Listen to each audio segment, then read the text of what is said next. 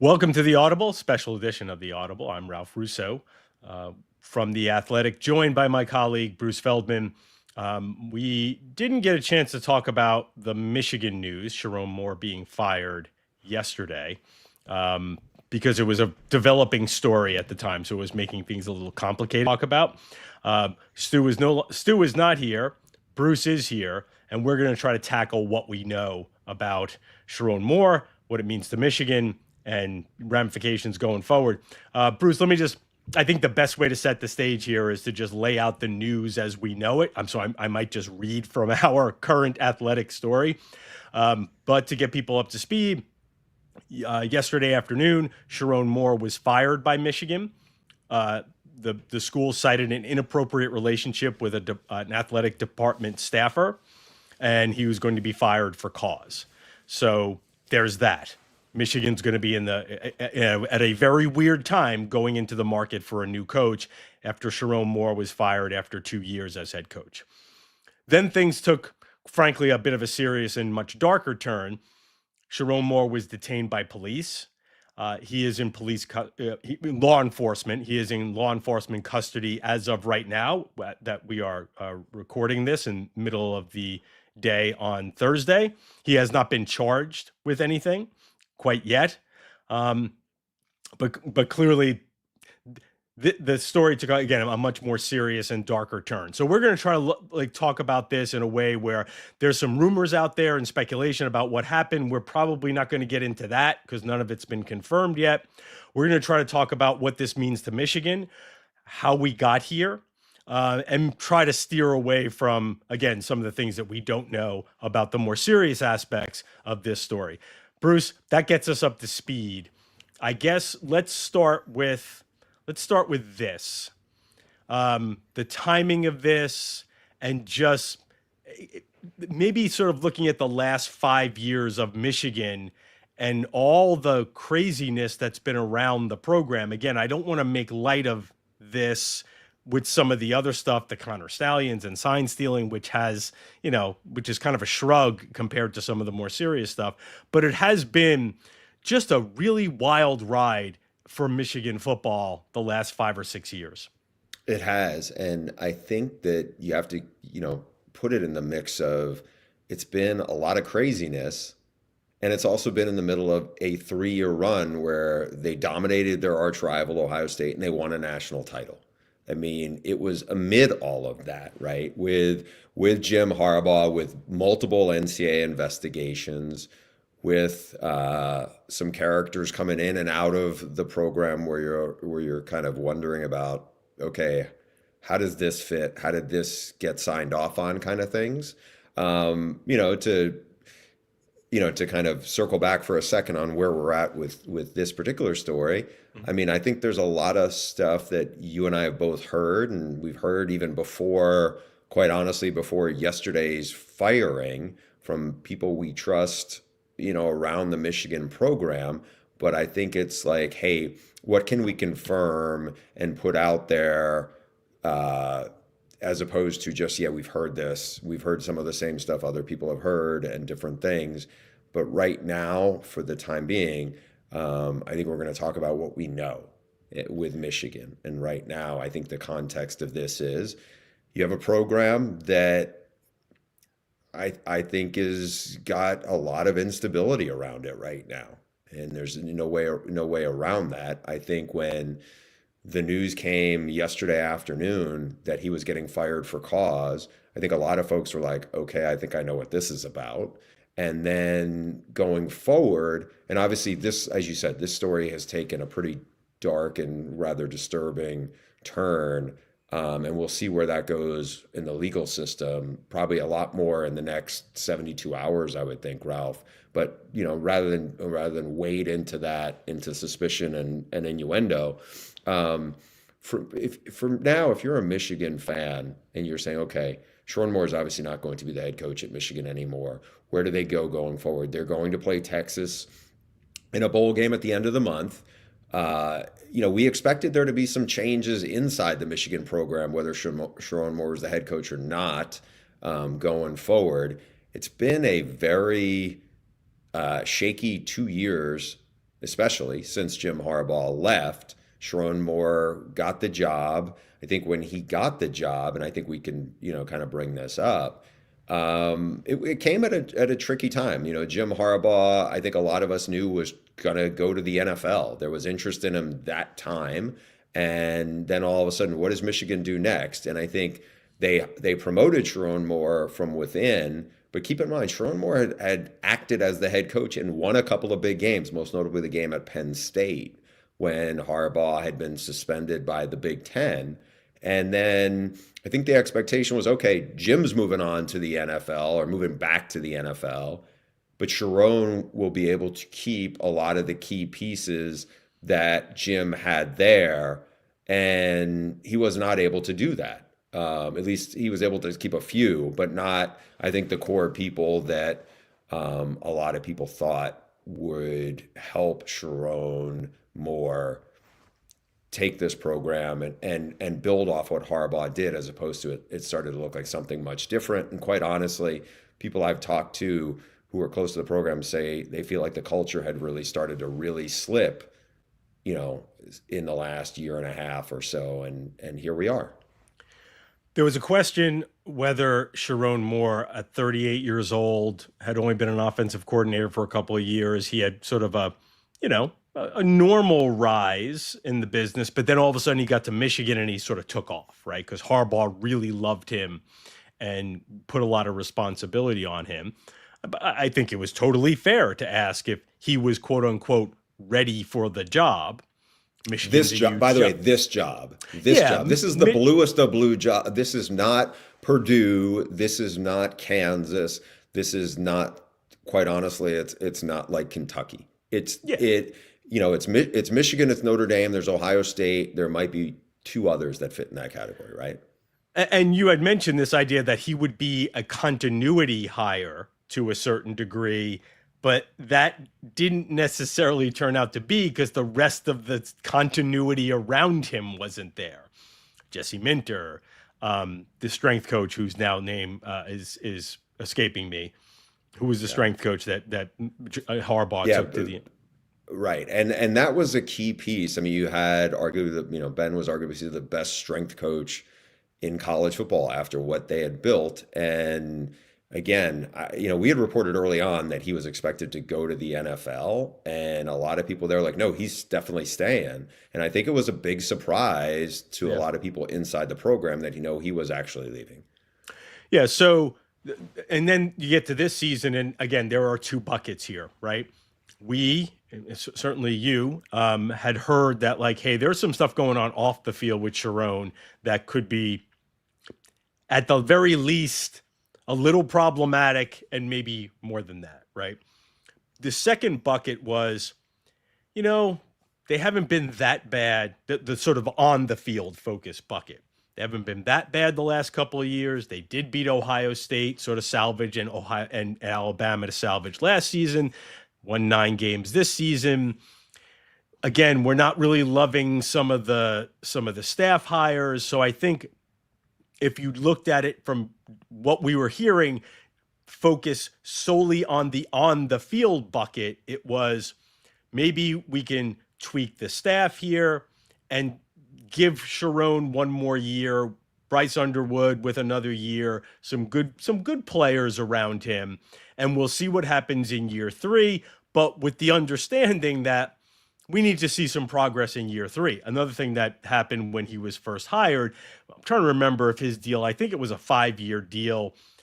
I don't remember the numbers right off the top of my head, but it was structured in a way that they weren't binding themselves to Sherrone Moore in the way they were LSU not paying did. him, like other big programs. Yeah. And also, Ralph, I think there's another piece of it. We're mentioning Ben Herbert, the strength coach, not staying, but then Sean McGee, who had worked at Michigan, came back as the GM from the NFL. Yeah. And then Biff Poggi, he came back this year, who was Harbaugh's right-hand guy. So I think a lot of people inside Michigan felt, okay, we're kind of insulating Sherrone with some people who knew what it takes to win here and people that they trusted and felt like, okay, like there's some elements here that are going to help him get along and build off that. I think again, if, and it's a huge if, they could have beaten Ohio State again, they would have been in the playoff, right? And I think, keep in mind, last year he was the head coach who beat Ohio State at Ohio State. So I think, and then they beat Alabama in the bowl game, right? And then you do get Bryce Underwood to commit. And so there was like, I feel like there was enough signs for Michigan people to be like, all right, maybe, maybe this is going to work out. But now here we are. I think we, to spin it forward a little bit, you and I have done a lot of work on coaching carousel stories, including like one of the guys I think they probably would have targeted 10 days ago if this had happened is now the head coach at Penn State, right? Matt Campbell. Yeah. And I know they wouldn't have targeted Lane, and there's some other guys who got jobs who I don't think would be in play here. It's not that, it's still early December, early mid-December. Usually the coaching carousel is still spinning. It just kind of got a head start. So here we are with this. I want to, kind of pivot forward a little bit and ask you your thoughts here. So yeah, where do they go? Obvious names, two, is one, Kalen DeBoer, guy from South Dakota, who, by the way, played Michigan for the national title game 2 years ago when he was head coach at Washington. Yeah. Decides to take the biggest job he could take, which is replacing the greatest coach in college football history, Nick Saban. And it's been rocky, right? Like last year they missed the playoff. This year they barely make the playoff. They've sputtered down the stretch. From our reporting, he was not a candidate. He was not considering Penn State. Everything I've heard is that he and his family do like it there, but they barely made the playoff. If they lose next week at Oklahoma and have an early exit out of the playoff, the pressure's only going to mount around him. How realistic do you think it is that Kalen DeBoer looks at that? And again, I think it changes, depends on what happens at Oklahoma. They win that game, I think it buys them a little bit of more security, especially if they win a couple games. If they lose that game, now you've lost, 3 of the last 4 games. You barely won the Orange Bowl. What do you think then?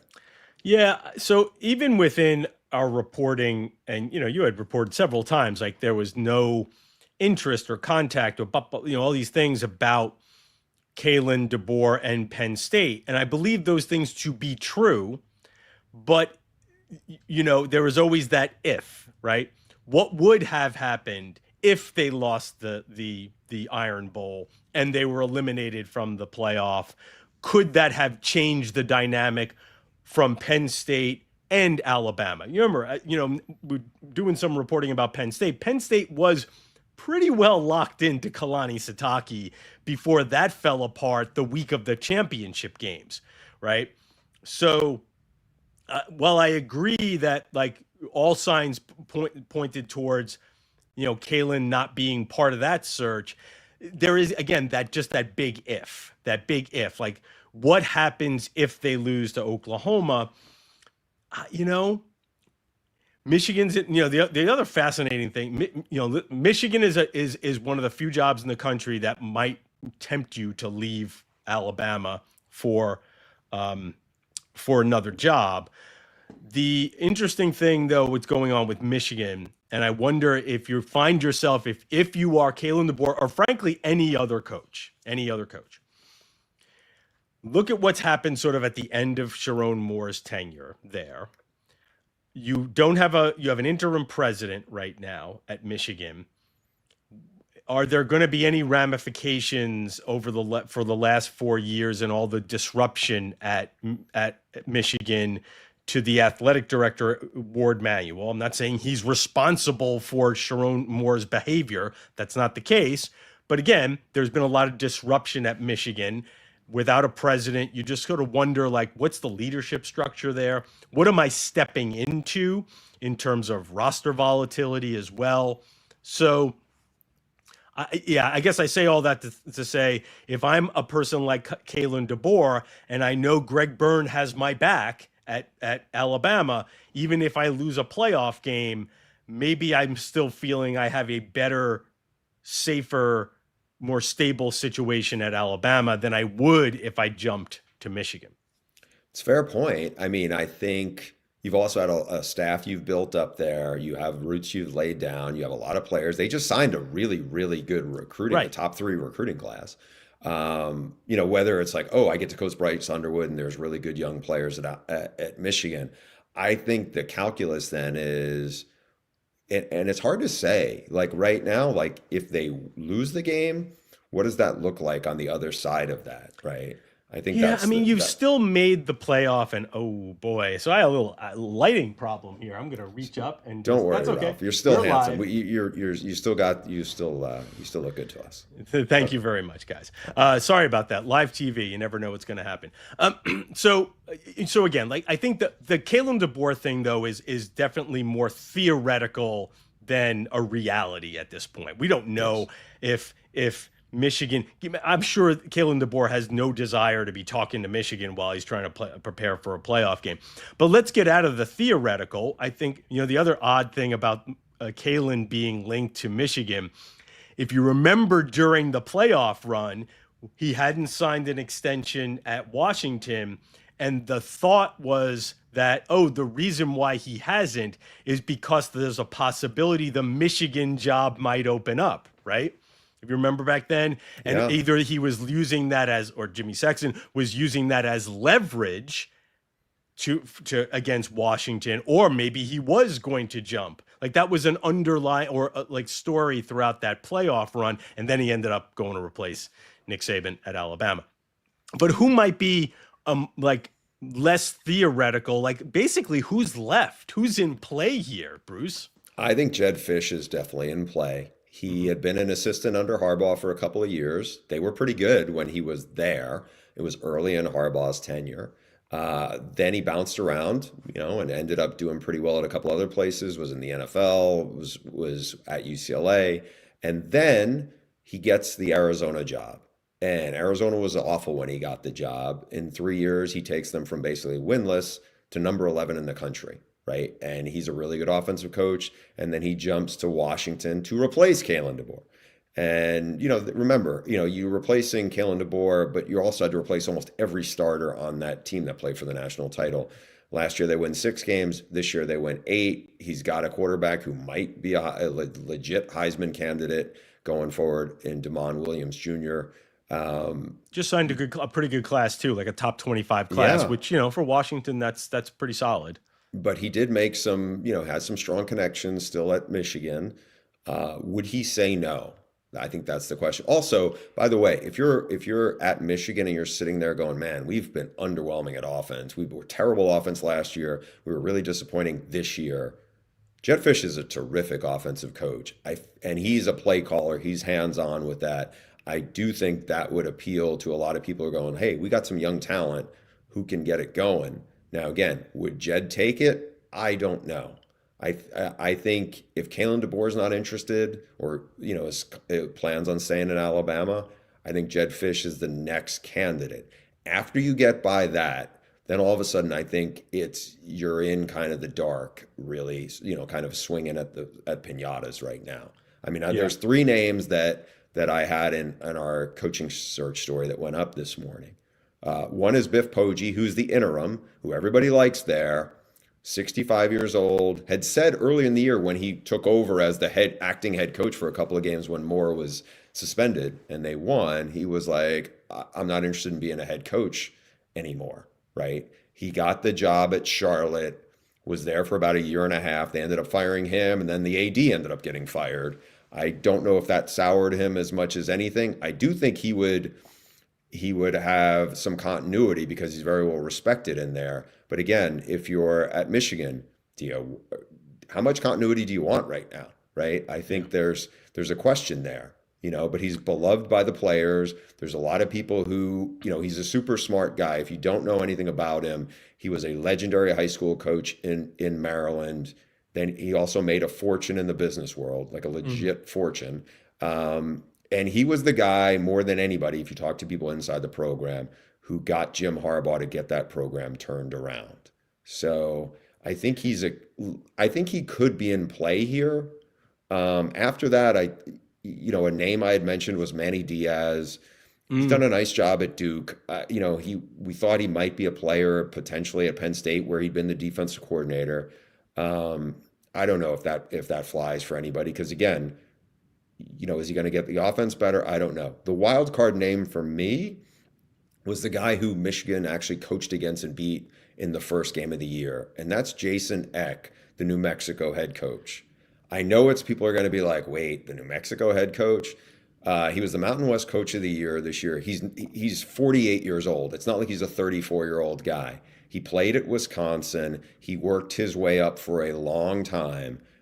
He was at one point the offense coordinator at South Dakota State, an FCS powerhouse.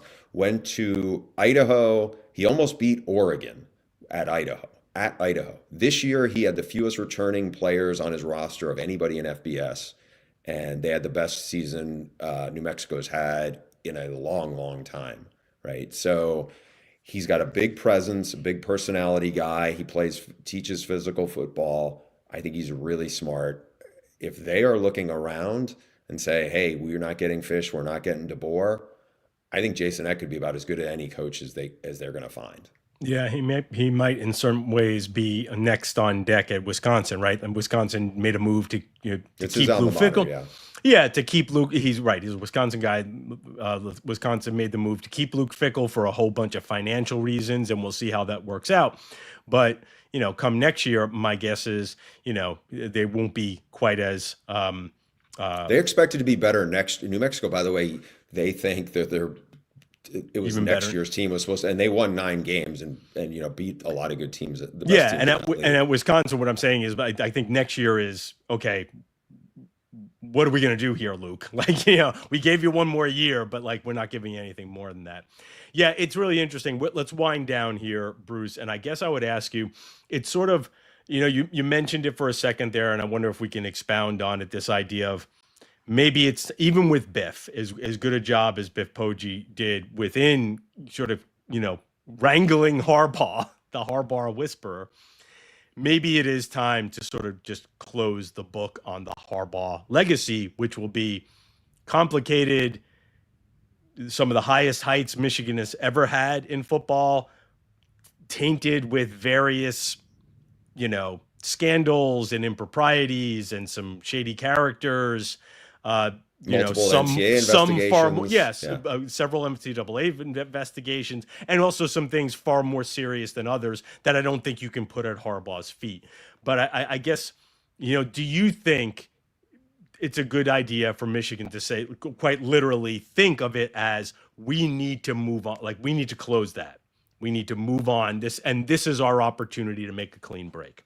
Yeah, I think, Ralph, it depends on what your options are going to be going forward.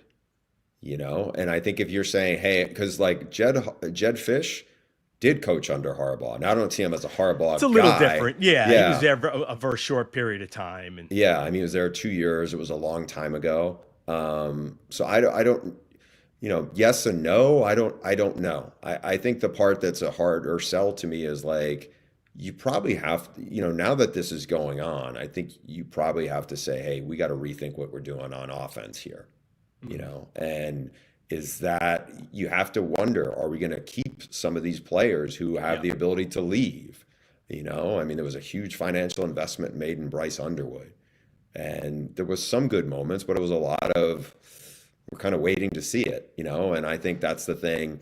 If you're the president of Michigan or somebody involved and say, what do I want to see going forward from this program, that it makes me feel like, hey, we're not spinning our wheels right now. And I don't know the answer to that. Again, if you told me they were getting Kalen DeBoer, you told me they were getting Jed Fish, I'd be like, okay, those are really good hires. And honestly, I would say those are big upgrades from what you just had.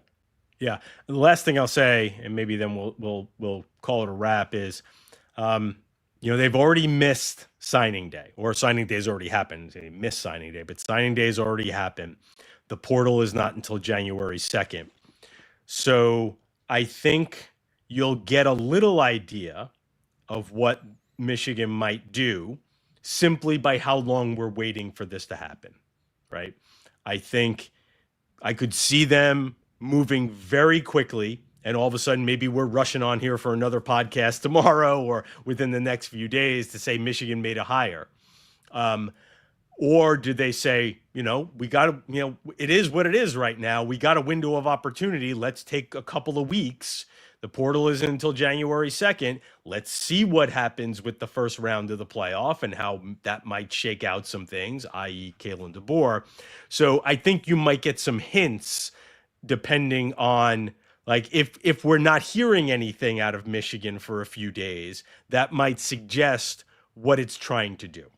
Yeah, I would agree. And by the way, just a name that comes up a little bit is Jesse Mentor, the former defense coordinator.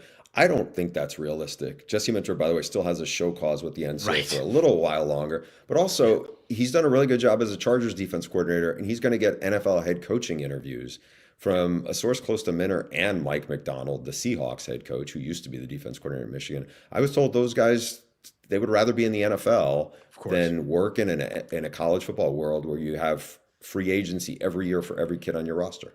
Yeah, that seems to be the underlying prevailing thought with just about everybody in the NFL right now. All right, Bruce, I think we're going to wrap it up. Thank you all for running on here and joining us for a couple of minutes. For those who joined us live, and hopefully we managed to get you up to speed on the latest at Michigan. Sorry for a little bit of delay there, but we kind of wanted to see what was actually happening with Sherrone Moore in Michigan before we commented on it. We'll be back, I think, early next week with the next episode of The Audible. Of course, you can find us on YouTube all the time. Thanks for joining us for an impromptu show today.